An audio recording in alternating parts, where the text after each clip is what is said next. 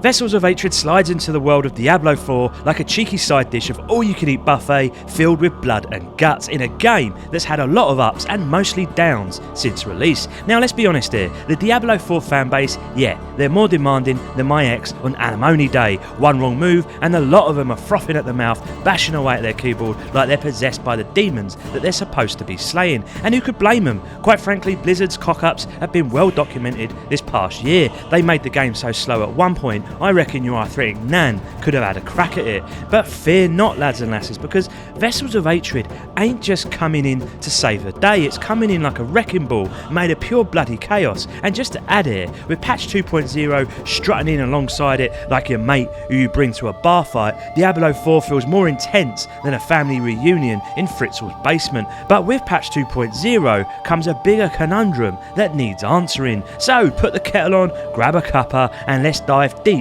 into the belly of the beast. Side note to my fellow Diablo nerds, now before you lot get your pitchforks out, I'm one of those casual players. Yes, I joined the Diablo universe late, like that awkward uncle who shows up halfway through Christmas dinner. Do I know all the lore? Not a bloody clue, truth be told. And as for that stat crunching, fractional damage nonsense, I'm a busy boy, so to get my calculator out and try and figure out if a 0.2% increase in weapon damage is going to make my demons shit their pants, well, I ain't got the time for that, so bollocks to it, I say. And you know what? That's a good thing, because for the rest of us normal folks out there who may feel time is against them for a gargantuan game such as this, I can't recommend Vessels of Hatred enough. It's got the right balance of smashing heads in and having a laugh without needing a master's degree in demonology. Right, let's kick off then with the big new addition in Vessels of Hatred, the new class. Now, the Spiritborn fella here is a melee-based combat guru, but don't be thinking he's just a bloke with a sharp stick. Instead, his skills tap into some proper primal elements where you can call upon 4 guardian spirits that may focus on defensive capabilities or attacking ones, and they are ever so loosely based on fire, wind, earth and nature. You effectively become the love child of a thunderstorm and an earthquake. But we'll get into all the skill malarkey in a bit, but what does the actual new class feel like to play? Now, I know I called it a melee class, but don't be too shy. If you prefer keeping your distance, you can build this class to play a little more ranged if that is your thing. I had a right laugh testing out all sorts of styles, just like when you try on different gloves for the first time and they all fit just right. And the moves, they're not just recycled from the other classes either, but instead feel proper fresh. So let's get back to the real juicy stuff then, that being the skills. First off, Blizzard's shaved the level cap down to 60, which sounds like they're giving us a little less, but don't get your knickers in a twist. Leveling up here is now much quicker than before. So all those core skills that you love pissing around with and experimenting with, well, now you get your hands on them faster than a drunk fella at a kebab shop when he gets his food. And believe me, it makes all the difference when you're knee deep in demon guts. Now, I had a bloody good time unlocking my ultimate skill. This fiery jaguar comes barreling out of nowhere, making the demons seem like proper pussies. And if setting things on fire isn't your style, don't worry, you could always give the wind element a go where a massive eagle swoops in, going full America on those poor sods, blasting them to kingdom come. Lovely stuff it is. Everything feels proper fresh then, and it keeps you on your toes. So yeah, whether you're using your new centipede skills and spit roasting baddies or blowing them to kingdom come, the Spiritborn class is easily one of the most versatile we've had in Diablo 4. Whether you're an old hand or fresh out of gaming school, Spiritborn is a must try. And in Vessels of Hatred, the Spiritborn's class lines nicely with the story that they've cooked up. Now, I'm not going to spoil it for you, but it kept me interested, which ain't easy, believe me. Sure, it's a bit cliche at times and a bit slow, but who doesn't love a cheeky bit of predictable drama? However, let's be real, Diablo never truly has been about the story, but instead the absolute mayhem that you can deliver, and it's here where Vessels of Hatred really comes into its own, and that mayhem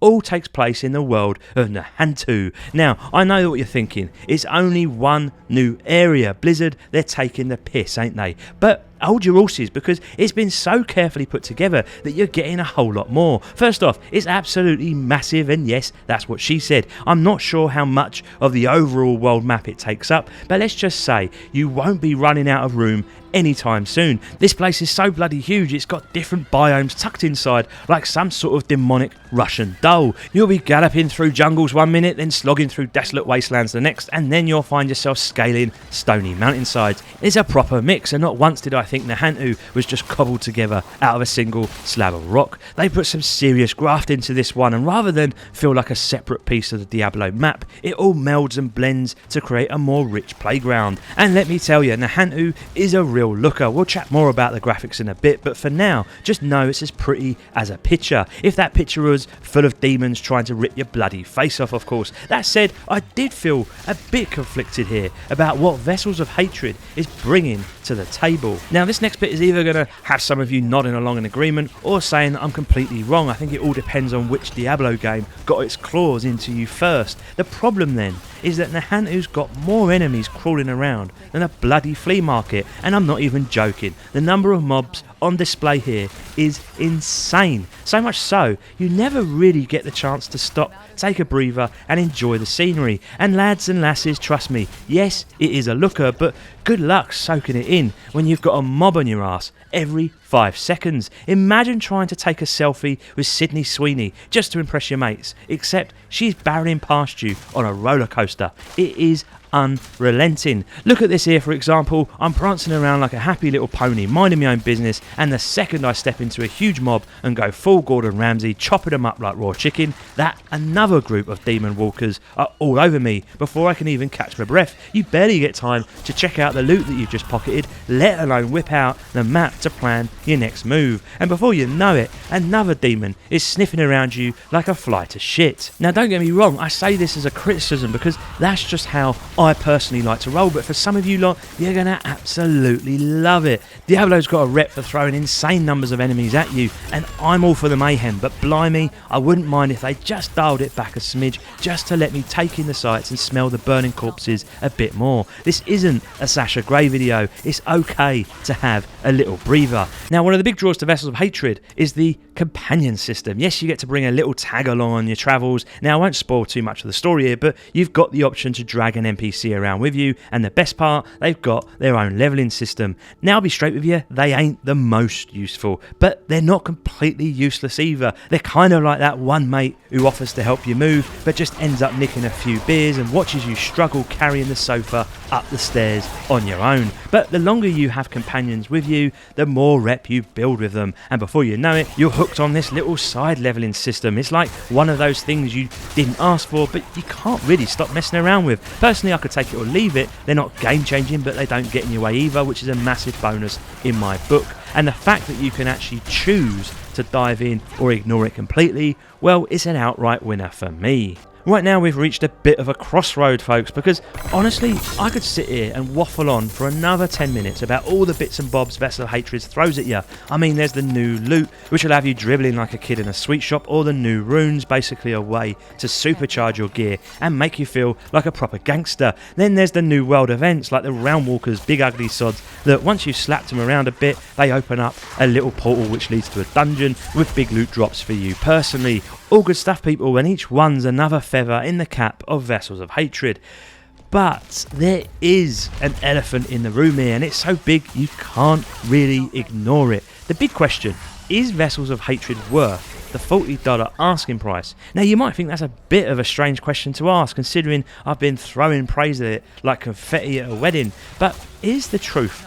A lot of the changes that make Diablo 4 feel all shiny and new come with patch 2.0, not just the expansion. So if you're just rocking the base game, you're still going to feel a lot of these improvements without forking out the extra cash. Now, trying to explain patch 2.0 in full, no chance, lads, because we'll be here until Christmas. The patch notes are 17,000 bloody words long. That alone tells you all you need to know. The highlights though, well, they're tasty. New passive skill for classes, new conjurations, difficulty tiers that'll make you sweat more than a visit to the in-laws, fresh loot, extra skill points, and mythic gear that'll have you drooling. Honestly, Blizzard's team has been overhauling and tweaking just about everything, and it's not just a lick of paint either. Diablo's gone from feeling like a rusty old banger to a top of the line sports car. You've got to hand it to them, they've taken all the moaning, griping and keyboard warrior tears and turned it into something worth playing. I've always been a bit of a Sorcerer fan myself, and once I finish playing dress up with the Spiritborn, I'll be booting her up again to see what new chaos I can unleash. But the point is this, folks. Patch 2.0 is the foundation that lets Vessels of Hatred soar, but it doesn't mean you've got to splash the cash to get the goods. So my view is dead simple really. If you're new to Diablo and you're not sure if it's your cup of tea, then just stick with the base game. You can find it on sale more often than a dodgy knockoff down the market, so no need to rush. But if you already knee deep in the Diablo world, Vessels of Hatred is an absolute no-brainer. Just grab it and get stuck in. Now if you're thinking about buying both the base game and the expansion for the full whack, which I think is $70, well, that's a bit of a leap of faith, isn't it? Like buying a used car without kicking the tyres first. You might love it, but I'd recommend dipping your toes into the base game before you go head first. So let's talk about graphics, shall we? Vessels of Hatred has all the glorious gritty details from the base game, but it's like they've cranked it up to 11. Now, making an isometric game feel alive, like it's actually lived in, is no small feat, but this expansion knocks it out the park. When you do manage to catch a breather, which granted ain't often,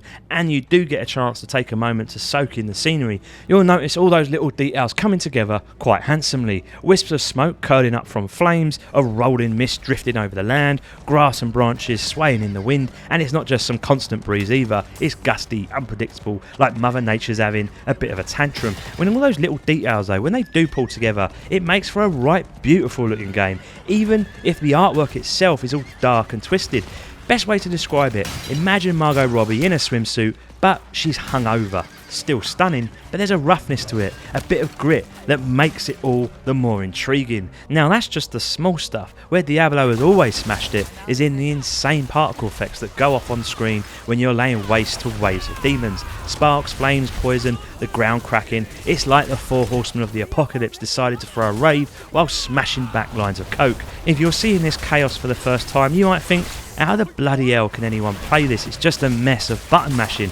But don't be fooled, people. There's a method to the madness here. You'll find yourself knowing exactly what's going on and which button to press thanks to the beautifully unique spells lighting up the place like fireworks on New Year's Eve. And let's not forget the art style of Nuhantu, which brings in some much needed green, wonderfully macabre dungeons and beautifully crafted new areas. It all comes together to make one stunning looking game, but it's not all roses, folks. I've got a bone to pick when it comes to optimizations. I've noticed some slowdowns in certain areas, which is a bit of a kick in the teeth, especially on my rig that should handle this stuff with ease. This area of the city here, no matter what, just crawls down, and don't get me started on the number of crashes. I've had more than Richard Hammond, and sometimes I've lost progress deep into a dungeon, which is enough to make a grown man cry. Look, patches will sort it out eventually, I'm absolute sure of it, but just know it's not quite as polished as what the base game ended up being, and that's a bit of a letdown when everything else is so damn good. Sound is next, and this is another big win for Vessels of Hatred. The voice acting is once again top notch, lines delivered with aplomb, and a script that matches the grim, twisted content perfectly. They've got the right voices and sounds like it was recorded in some dark, smoky pub at the end of the world. Now, if I'm being a picky sod, I'd like to have heard a bit more from the everyday NPCs wandering about outside the towns. Maybe hear a few shrieks and screams to add a bit more extra doom and gloom to the whole thing, but hey, maybe that's just because I'm a sadistic bastard. Now, remember all those fancy particle effects I was banging on about earlier? Well, Vessels of Hatred matches every one of them with sound effects that are just as lush. Each skill and spell's got its own unique and wholesome sound. Special shout out to the Spiritborn class here then, where you can pull off those ultimate skills and hear the jaguar's roar echo across the land, or the eagle screech cutting through the chaos like a Karen kicking off at Walmart. And musically, it's as brilliant as ever. Now, I'm not going to say it's better than the base game soundtrack, but it doesn't need to be. It's more of the same, and that's absolutely fine by me, ladies and gents, because the musical score was already superb before, and it's still superb now. It's proper haunting, atmospheric tunes that make you feel like you're marching straight into hell, and you're loving every minute of it. Vessels of Hatred then steams into the Diablo world and gives it a massive kick up the arse. It's got a cracking new land to explore, a brilliant new class that's arguably the best of the bunch, and it's all backed by a solid story and a fantastic endgame that'll keep you coming back for more. But the real kick up the arse comes courtesy of patch 2.0, a free update that changes so much, refines and tweaks every nook and cranny of the Diablo world that you'll actually start to wonder if the $40 DLC is worth it. So here's the deal for newcomers, as I say, give the base game a whirl first, see if you like it, rather than diving in for the bundle. But if you're already deep in Diablo madness, this expansion is an absolute no-brainer. Just grab it and have at it. The truth is this, no matter where you stand, Diablo 4 is finally where it needs to be. And yes, the diehard fans are going to comment here and they're going to still find something to moan about, but for the everyday bloke, Diablo 4, along with Vessels of Hatred, hits the sweet spot and proves once again why Blizzard are still the masters of their craft. So until next time, my lovelies, Reggie out.